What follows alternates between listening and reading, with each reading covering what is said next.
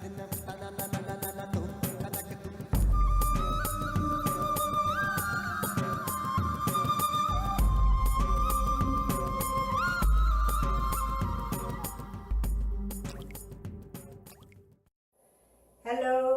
Jambo, Salam Alaikum, Namaste and Sat Sri Akal. Welcome again to Ammijaan's kitchen, and today I have a mustu apron. All the way from Musto, Canada. Okay, what we're going to do today is make Nankhatai. Nankhatai are African Indian cardamom cookies. So we'll introduce you to the ingredients that we use in them, and then we'll get cooking. So here we are. We have sugar, we have semolina, we have flour, baking powder. This is the ingredient that makes the flavor, cardamom. And this is what the pods look like, cardamom pods. When you break them open, you get tiny little black seeds in them. But I just put the entire seed in the coffee grinder, and that's the powder that you get. Even the shell is got aroma, so we try not to waste it. Vanilla, eggs, and this is a fat, but it's ghee. So basically ghee is clarified vegetable fat or animal fat. Mine is vegetable fat, and I make it at home, but you can find it in Indian stores, and it just gives everything a different taste. And if you are frying with it, in the sense of like maybe frying eggs or anything like that, what's really nice about it is, unlike butter, which has salt in it, this one gives you a longer burning temperature, I guess, without having to get black and the salt burn from it. And then this funny little orange color thing here is, for some reason, I'm not sure why, but the cookies always have a little orange yellow dot on them, and that's how we always ate them, and that's how we always do them, and that's the typical Nankhatai. So let's get cooking. So we are all ready. Here we are. We've got the ghee starting, so we're going to put the ghee in the mixer. I'm sure you guys all use this mixer thing. Isn't this an amazing invention? Whatever did we do before that? So that's our ghee. I'm just going to beat that up first, a little tiny bit. Noise, of course. In the oven, just preheated. And speaking of oven, we've got it on a lowish temperature. Instead of 350, which is probably normal baking, we put it at 315. I might play with it and put it at 325, but I'll let you know that in the recipe. I just wanted to mix this. I'm not going to overdo it. So there you can see it's nice and soft, unlike the butter or margarine that we cook. We whip it quite a bit because this already started from a different stage, right? So there we have the sugar added, and I'm going to just mix that up a little bit.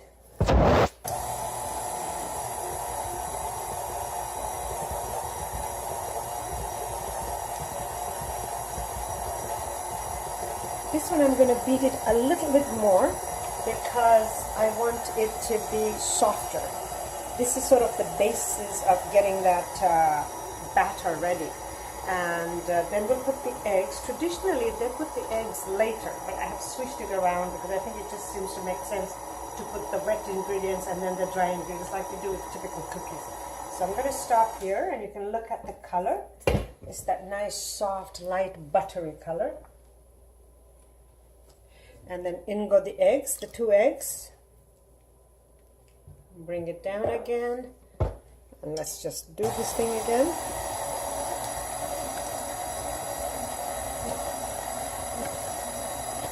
And when we shape the cookies, it's kind of like you would see them, but just to talk about it a little bit, you just make a sort of an ovally round ball between your palms, and then just place it like that. You don't flatten them or anything, and of course you put that little orange dot on it.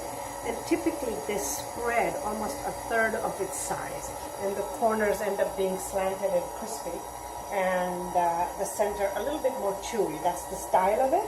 I personally like it more crispy, so I put a few and kind of flatten them a little bit more, so they end up being crispy all the way around. But there we have it again. So just to show you again, it's not a lot of beating. You can see how nice and soft it is. But I will beat it a little bit more when all the dry ingredients come in. So now this was Sooji. Sooji is semolina or Wheatlets. So however you think of it. That's that. And now this one will just do a gentle one quick. And then I would like it to mix with the flour. So I'm not going to continue this too much.